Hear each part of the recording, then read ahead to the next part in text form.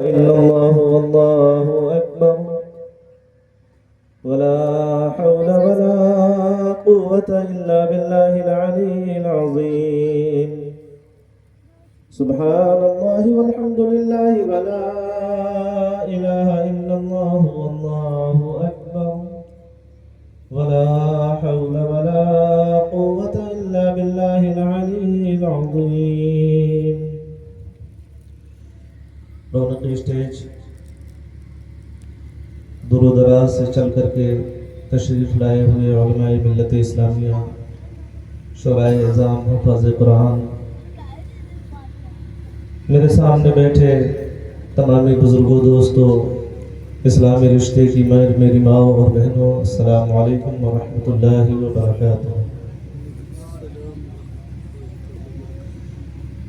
سردی کا موسم ہے اور آپ خصوصیت کے ساتھ بچلے پروا موضع کے ابوالعزم سنی مسلمانوں نے یہ خوبصورت محفل منعقد کی، علماء کرام کو دعوت دی اور اس سردی کے موسم کے باوجود اتنی تعداد میں یہاں آ کر کے آپ حضرات بیٹھے علماء کرام کے نورانی چہروں کا زیارت کر رہے ہیں اور نعتیہ کلام اور خطابت سماعت کر رہے ہیں۔ یقیناً یہ بڑی خوش نصیبی کی بات ہے۔ میں بہت بہت مبارکباد پیش کرتا ہوں ان تمامی حضرات کو جنہوں نے اس کانفرنس کو سجانے میں دامدر میں قدم سخن کسی طریقے سے بھی حصہ لیا ہے، اور خصوصیت کے ساتھ میں مبارکباد پیش کرتا ہوں اس بستی کے مسلمانوں کو جنہوں نے اپنی بستی میں خوبصورت ادارے کا قیام کیا اور وہاں کے پرنسپل حضرت علامہ افسر مشاہدی صاحب قبلہ، اس گاؤں کے خطیب و امام حضرت علامہ مولانا حنظلہ مصباحی صاحب قبلہ، انہوں نے ان کی کوششوں نے آج مجھے آپ کے روبرو اس محفل میں لا کھڑا کیا، اور بڑی خوش نصیبی کی بات ہے کہ آج آپ اس اسٹیج سے اپنے مدرسے سے فارغ ہونے والے وہ طلباء جنہوں نے قرآن مقدس کے تیسوں سپارے اپنے سینوں میں محفوظ کر لیے ہیں، ان کے سروں پر سجدہ ہوا دستار کا خوبصورت منظر دیکھیں گے۔ یقیناً بڑی سعادت کی بات ہے آپ حضرات جس ابوالعزمی سے جس ہمت و حوصلے کے ساتھ تشریف لائے ہیں، آخر تک اس محفل میں تشریف رکھیے گا۔ اور سب سے بڑی خوش نصیبی کی بات یہ ہے کہ آج ہمارے درمیان اشرفی دھولہ تشریف لائے ہیں جن کے چہرے کی زیارت کرنا یقیناً بڑی خوش نصیبی کی بات ہے۔ اور بڑی بڑی کانفرنسوں میں حضرت کی شرکت ہوتی ہے، نہ جانے کتنی نگاہیں ایسی ہیں کہ ان کے چہرے کی زیارت کے لیے ترستی رہتی ہیں۔ آج آپ حضرات بڑے خوش نصیب ہیں کہ ان کے چہرے کی زیارت کریں گے، ان کی زبان فیض ترجمان سے چند کلمات بھی سماعت کریں گے۔ بہرکیف میں گفتگو کو طول نہ دیتے ہوئے تھوڑی دیر کے لیے آپ کے سامنے حاضر آیا۔ انشاءاللہ مختصر وقت میں کچھ مفید باتیں آپ کے سامنے کہہ کر کے آپ کے سامنے سے رخصت ہونا چاہوں گا۔ چونکہ سردی کا اثر ہے، آواز بھی متاثر ہے، اس لیے انشاءاللہ میں مختصراً اپنی گفتگو سمیٹوں گا۔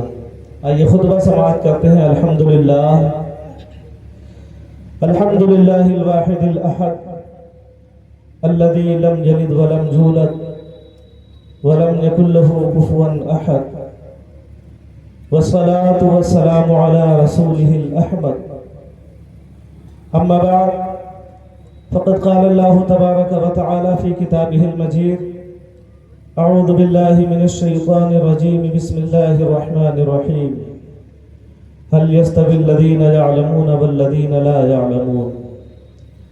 آمنت بالله صدق الله مولانا العظيم وصدق رسوله النبي الأمين المكين الكريم، ونحن على ذلك لمن الشاهدين والشاكرين، فالحمد لله رب العالمين۔ غوث اعظم بمن بے سر و ساما مدد قبلہ دی مدد کعبہ ایما مدد بغیر دابے بلا افتادہ کشتی ضعیفانو شکشتہ رات پشتی بحق خواجہ عثمان ہارو مدد کن یا معین الدین چشتی سربراہ شاہ کریمہ دستگیرہ اشرفہ حرمت روح پیمبر یک نظر کن سوئے ماں. آئیے بآواز بلند پڑھیں الصلاۃ والسلام علیک یا رسول اللہ، الصلاۃ والسلام علیک یا حبیب اللہ،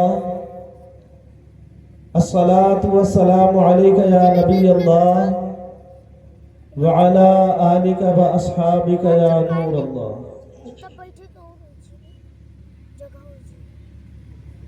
آغاز گفتگو سے پیشتر حدیث پاک کی ایک بڑی مشہور کتاب ہے مجمع الزوائد. اس کتاب سے ایک حدیث میں پیش کرتا ہوں. مجمع الزوائد کی حدیث پاک ہے. اللہ کے نبی صلی اللہ تعالی علیہ وسلم کا ارشاد گرامی ہے کہ ان اللہ وکل علی قبری ملکا. اللہ کے پیارے حبیب صلی اللہ علیہ وسلم ارشاد فرماتے ہیں کہ بے شک اللہ نے میری قبر پر ایک فرشتہ مقرر کر رکھا ہے. حدیث کے الفاظ غور سے سنیے گا، انشاءاللہ مفید باتیں آپ تک پہنچیں گی. نبی فرماتے ہیں اللہ نے میری قبر پر ایک فرشتہ مقرر کر رکھا ہے. اب وہ فرشتہ کیسا ہے؟ اسے اللہ نے کیا پاور دیا ہے، کیا طاقت بخشی ہے؟ اللہ کے نبی حدیث کے اگلے ٹکڑے میں ارشاد فرماتے ہیں کہ آتا ہو اسماع الخلائق. اللہ تعالیٰ نے اس فرشتے کو یہ طاقت دی ہے کہ وہ ساری مخلوق کی آوازیں سنتا ہے، پوری کائنات کی آوازیں سنتا ہے. کوئی مشرق میں ہو، مغرب میں ہو، شمال میں، جنوب میں، دنیا کے کسی بھی خطے میں ہو، وہ فرشتہ سب کی آوازوں کو سنتا ہے. اب اس فرشتے کا کام کیا ہے؟ اس کی ڈیوٹی کیا ہے؟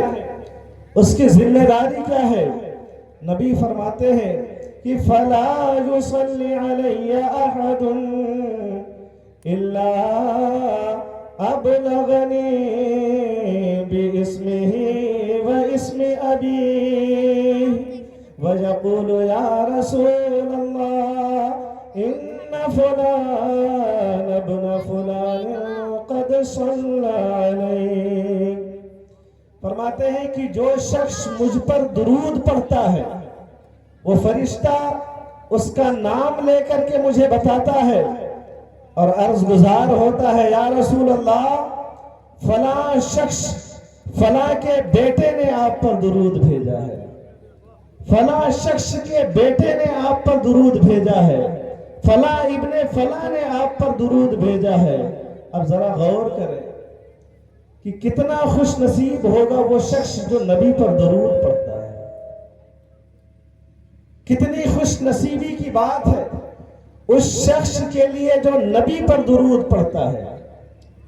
آج کسی منسٹر سے پہچان ہو جائے، گاؤں کے پردھان سے یارانہ ہو جائے، کسی منتری کے یہاں آنا جانا ہو جائے، کسی D M S D M تک پہنچ ہو جائے، لوگ پھولے نہیں سماتے ہیں، لوگوں کے یہاں بیان کرتے ہوئے نظر آتے ہیں، مجھے تو فلاں جانتا ہے، میرا تعارف تو فلاں منسٹر سے ہے، میرا تعارف تو فلاں ودھائک کے گھر تک ہے، میری پہنچ تو فلاں آفیسر کے دروازے تک ہے.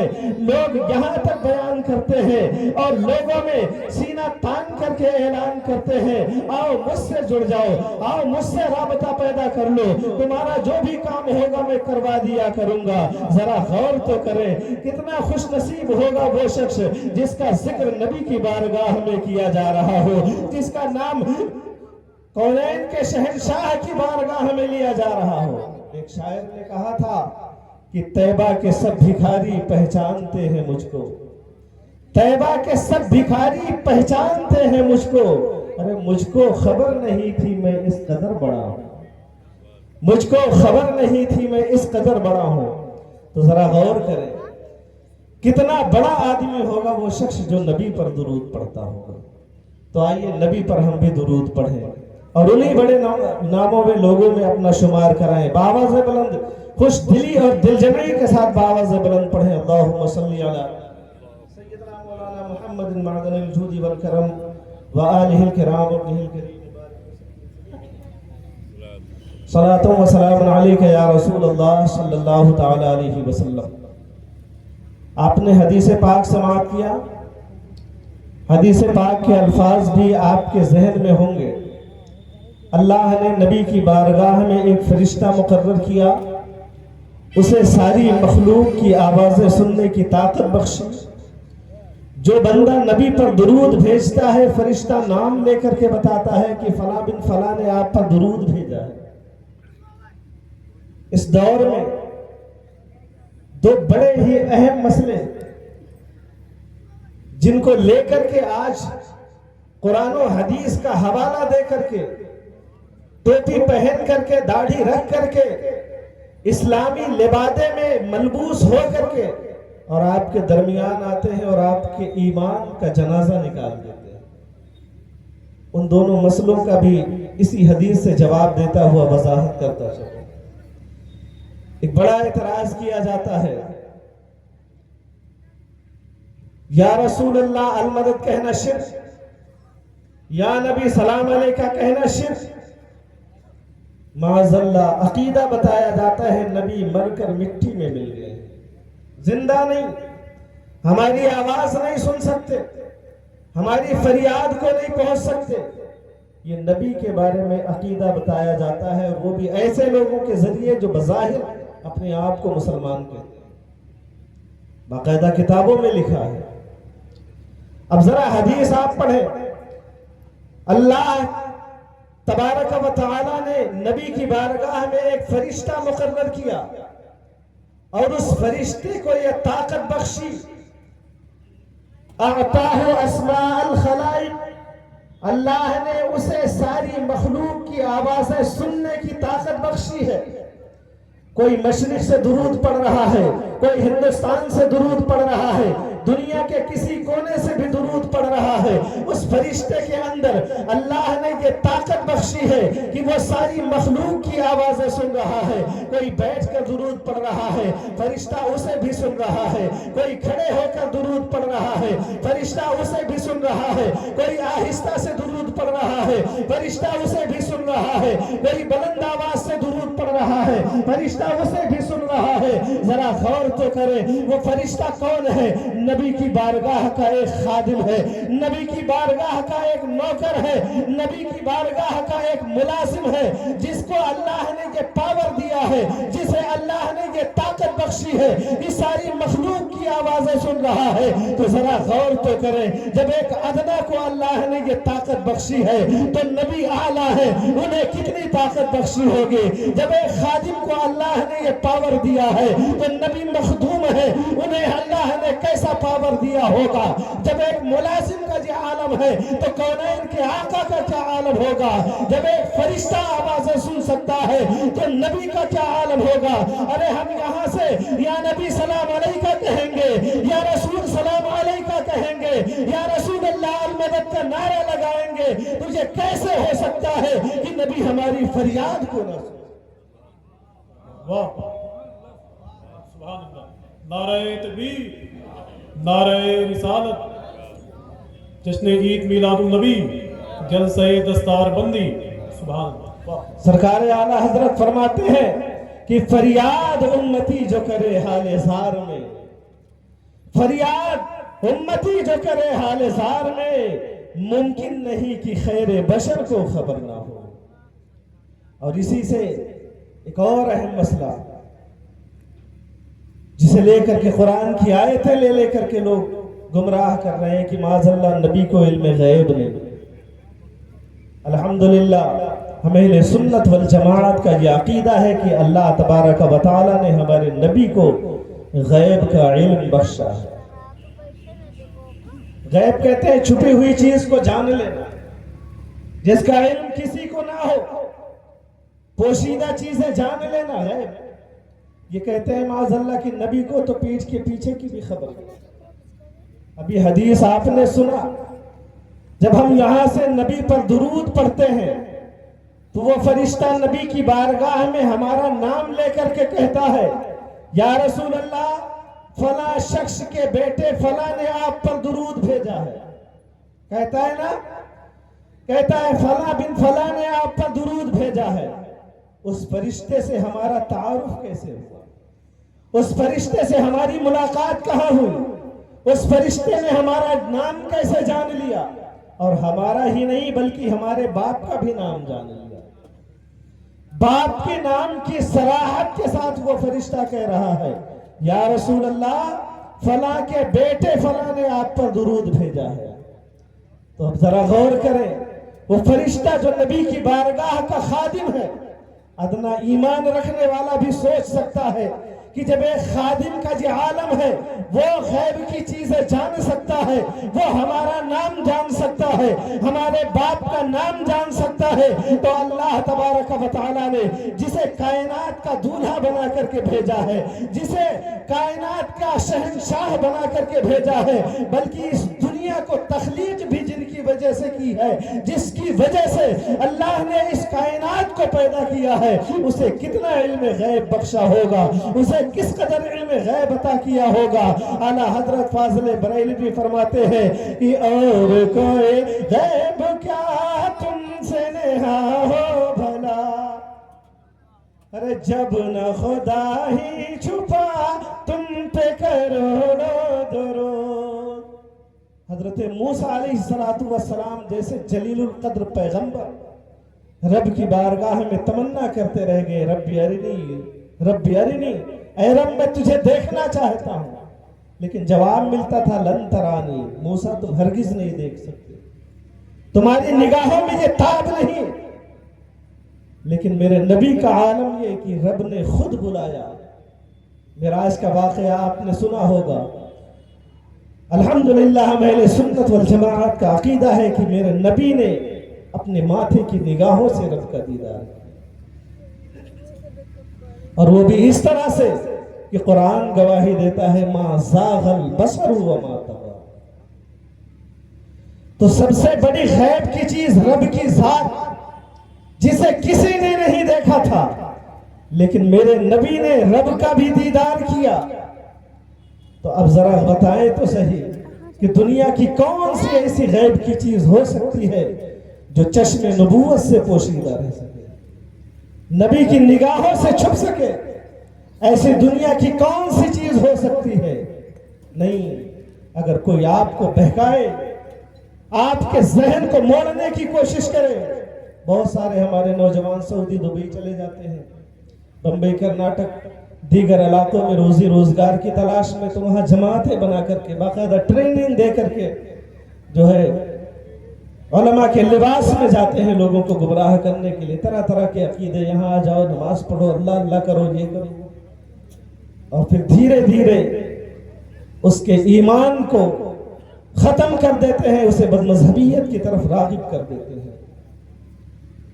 میں ان سارے نوجوانوں سے کہنا چاہتا ہوں، پہلی چیز اگر ایسے لوگوں سے ملاقات ہو تو انہیں اگنور کر دیں، انہیں بائیکاٹ کرنے کی کوشش کریں، اور اگر پھر بھی کوئی اصرار کرے، کوئی چیز بتانے کی کوشش کرے، تو اپنی جماعت کے کچھ علماء کا نمبر اپنے موبائل میں رکھا کریں اور سیدھے کہہ دو کہ ہم تو اتنے پڑھے لکھے نہیں، قرآن و حدیث کا مفہوم نہیں سمجھ سکتے، ہماری تعلیم ایسی نہیں ہے.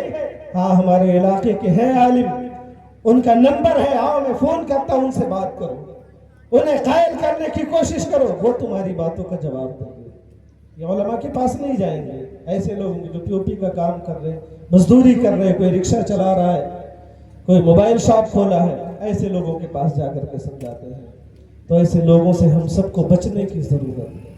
آئیے درود پاک پڑھ لیتے ہیں. اللہم صلی علی محمد معدن الجود والکرم وآلہ الکرام ابنہ الکریم مبارک وسلم. صلاۃ و سلام علیک یا رسول اللہ صلی اللہ تعالی علیہ وسلم. درود شریف کے حوالے سے آپ نے حدیث پاک سماعت کی، تو مسئلے کی وضاحت بھی میں نے کر دی.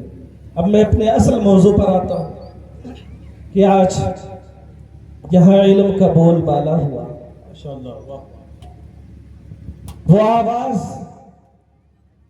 جو عرب کے صحرا کی وادیوں سے، بطحا کی وادیوں سے نمودار ہوئی تھی، اور صدائے اقرا کی بازگشت اکناف عالم میں پھیلی تھی، اللہ بسم آج اسی صدائے اقرا کا اجرا کرنے کے لیے یہاں پر حفاظ کرام کو اعزاز دیا جائے گا، اور علم کی وہ سوغات جس کا درس میرے نبی صلی اللہ تعالی علیہ وسلم نے دیا، جس کا درس قرآن کی سب سے پہلی آیت نے دیا، اس کا بول بالا ہونے والا ہے۔ تو اس تعلق سے چند باتیں میں آپ کے گوش گزار کر دوں۔ پہلی چیز میں آپ کو یہ بتا دوں کہ دنیا کی جتنی بھی مخلوقیں ہیں، اللہ تعالیٰ نے 18,000 عالم پیدا کیا، بہت ساری مخلوقات، اور انہی مخلوقات میں ایک حضرت انسان بھی ہے، جنات اور انسان بھی ہیں جنہیں اللہ نے مکلف بنایا، لیکن اس کے علاوہ چرند پرند، حیوانات، نباتات، نہ جانے کتنی مخلوقات کو اللہ تعالیٰ نے پیدا کیا ہے۔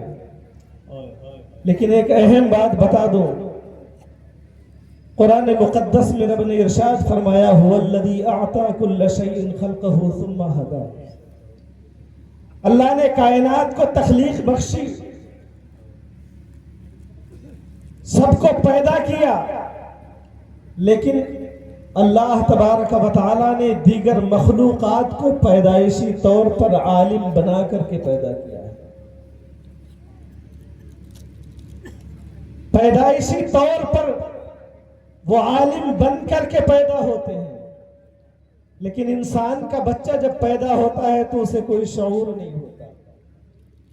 آپ نے دیکھا ہوگا ایک چھوٹے سے مرغی کے چوزے کو دیکھ لیجئے، ابھی انڈے سے باہر نکلتا ہے،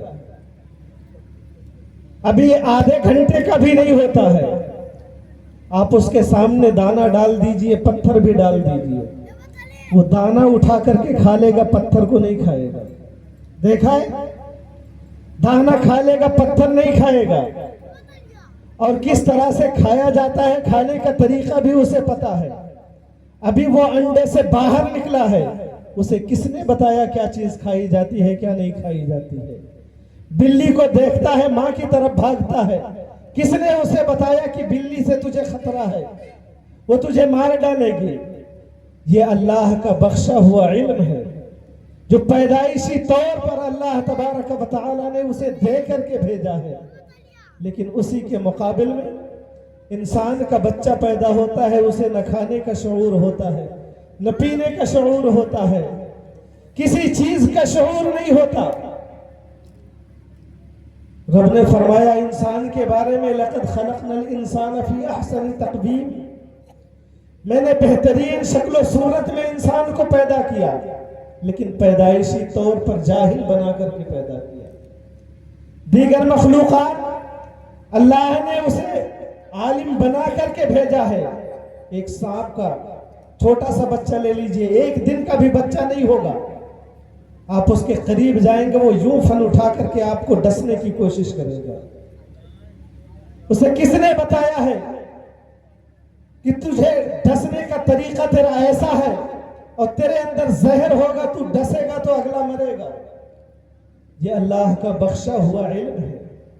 چھوٹی چھوٹی چونٹیوں کو دیکھ لیجیے، آپ نے برسات کے موسم میں دیکھا ہوگا، افریقہ وغیرہ کے جنگلات میں وہ چونٹیاں مل کر کے ایسا ایسا محل تیار کرتی ہیں کہ بڑے بڑے سائنسدانوں کی عقلیں چکرا کر رہ جاتی ہیں، اتنے ڈیزائن سے مٹی کے چھوٹے چھوٹے ٹکڑے لے کر کے بناتی ہیں۔ انہیں یہ علم کس نے دیا ہے؟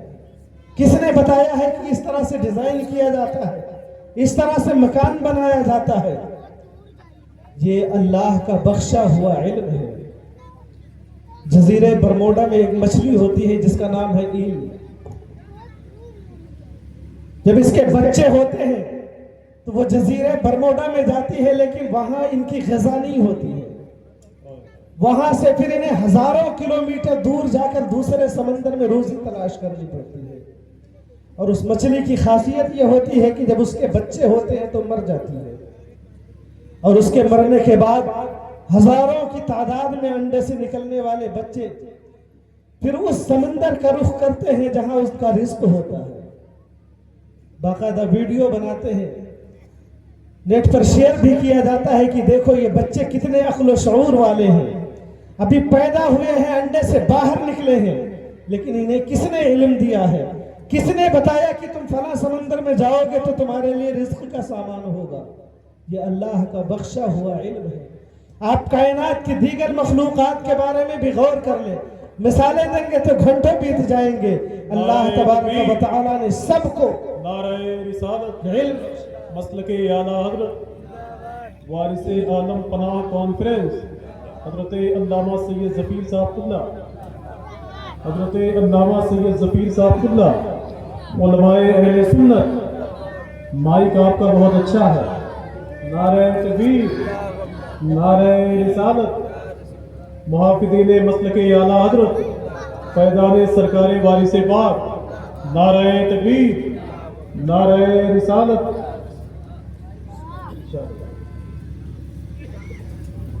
تشریف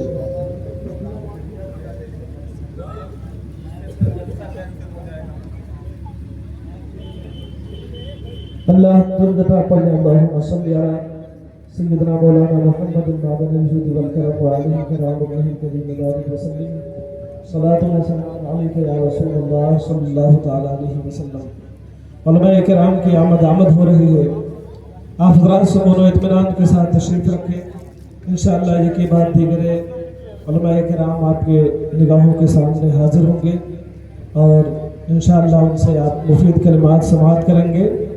میں چند منٹ میں اپنی گفتگو سمیٹ رہا ہوں، مائک بھی تھوڑا ڈسٹرب ہے، میری آواز بھی تھوڑی متاثر ہے۔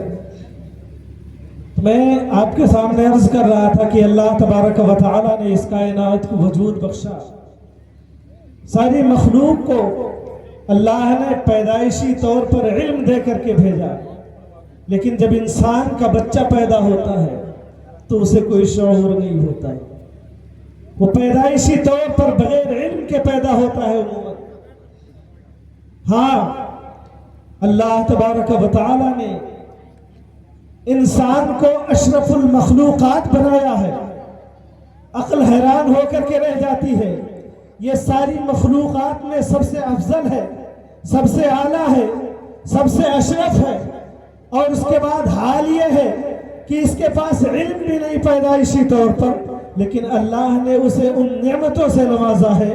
قرآن گواہی دیتا ہے وَجَعَلَ لَكُمُ السَّمْعَ وَالْأَبْصَارَ وَالْأَفْئِدَةَ، ہم نے تمہیں قوت سماعت عطا کی ہے، قوت بصارت عطا کی ہے، تمہیں ذہن دیا ہے، تمہیں فکر دیا ہے، تمہیں قوت حافظہ دیا ہے، جس کی بدولت تم علم حاصل کر سکتے ہو، جس کی بدولت تم عالم بن سکتے ہو، اور اتنے بڑے عالم بن سکتے ہو کہ سارے مخلوقات پر حکمرانی کر سکتے ہو۔ یہی وجہ ہے کہ آج اسلام کی بنیادی تعلیمات میں سے ہے کہ جب قرآن کی پہلی آیت نازل ہوتی ہے، رب کا ارشاد ہوتا ہے اقرا، اے محبوب آپ پڑھیے، اور اس کے بعد پڑھنے کا حکم ہوتا ہے اقرا بسم ربک الذی خلق، سب سے پہلے اس رب کے نام سے پڑھیے جس نے آپ کو پیدا کیا ہے۔ تو اللہ تبارک و تعالیٰ نے ہمیں پڑھنے کا درس دیا ہے، ہمیں سیکھنے کا درس دیا ہے۔ یہی وجہ ہے کہ آج آپ کے گاؤں میں یہ ادارہ چل رہا ہے، آج اس ادارے سے کتنے نونہانان ملت اسلامیہ آج دستار فضیلت لے کر کے آپ کے سامنے سے رخصت ہوں گے۔ یہ اسی کا صدقہ ہے، اسی کا ثمرہ ہے جو رب نے ہمیں عقل دیا ہے، رب نے ہمیں ذہن دیا ہے، رب نے ہمیں توانائی کی نعمت بخشی ہے، اس کے ذریعے اللہ تبارک و تعالیٰ نے ہمیں یہ درس بھی دیا ہے هل يستوي الذين يعلمون والذين لا يعلمون، عالم اور جاہل برابر نہیں ہو سکتے، جو پڑھے ہیں جو نہیں پڑھے ہیں یہ برابر نہیں ہو سکتے۔ ان میں خط امتیاز یہ ہے کہ تم میں سب سے زیادہ کون عالم ہے، تم میں سب سے زیادہ کون جانکار ہے، تم میں سب سے زیادہ پڑھا لکھا کون ہے۔ یہی وجہ ہے کہ ہمیں علم حاصل کرنے کا درس دیا گیا ہے، اور ہمیں یہ درس ملتا ہے کہ ہم اپنے بچوں کو بھی پڑھائیں اور خود بھی علم حاصل کرنے کی کوشش کریں، اور آج اس اسٹیج سے یہ درس لے کر کے جائیں، اس پروگرام سے یہ درس لے کر کے جائیں کہ ہم خود بھی علم حاصل کریں گے اور اپنے بچوں کو بھی علم سکھائیں گے، اور اس میں بھی سب سے پہلے ہم دین کا علم سیکھیں گے اور اس کے بعد دنیا کا بھی علم سیکھیں گے۔ دونوں چیزیں سیکھنے کا حکم ہے۔ اسلام کسی تفریق کی اجازت نہیں دیتا کہ آپ یہ سیکھو یہ مت سیکھو، دنیا بھی سیکھیں دین بھی سیکھیں۔ ہمارے معاشرے میں ایک ڈاکٹر کی بھی ضرورت ہے، ایک انجینئر کی بھی ضرورت ہے، ایک وکیل کی بھی ضرورت ہے، لیکن ایسا وکیل ہو، ایسا ڈاکٹر ہو، ایسا اسکالر ہو، ایسا پروفیسر ہو جسے شریعت کے اندر کیڑے نظر نہ ہو۔ آج کچھ زیادہ پڑھ لیتے ہیں تو وہ اسلامی شریعت کا مذاق اڑانے لگتے ہیں، علماء کرام کی شان میں نازیبہ کلمات استعمال کرنا شروع کر دیتے ہیں، قرآن و حدیث سے ثابت مسائل میں انگلیاں کرنا شروع کر دیتے ہیں، یہ ایسا نہیں، یہ ایسا نہیں، یہ ایسا، اپنا دماغ، اور خود کو سمجھتے ہیں ہم بہت بڑے اسکالر ہیں۔ تو ہمیں ایسے ڈاکٹر کی ضرورت ہے، ایسے انجینئر کی ضرورت ہے جو نماز کا طریقہ بھی جانتا ہو، جو استنجا کرنے کا طریقہ بھی جانتا ہو، جو اسلامی شریعت بھی جانتا ہو، علماء کا احترام بھی جانتا ہو، ماں باپ کے مقام و مرتبے کو بھی جانتا ہو، اہل و عیال اور رشتہ داروں کے ساتھ حسن سلوک کرنے کا سلیقہ بھی جانتا ہو۔ ہمیں ایسے ڈاکٹر انجینئر کی ضرورت ہے۔ اللہ تبارک و تعالی ہم سب کو کہنے سننے سے زیادہ عمل کی توفیق عطا فرمائے۔ وآخر دعوانا ان الحمد للہ رب العالمین۔ السلام علیکم۔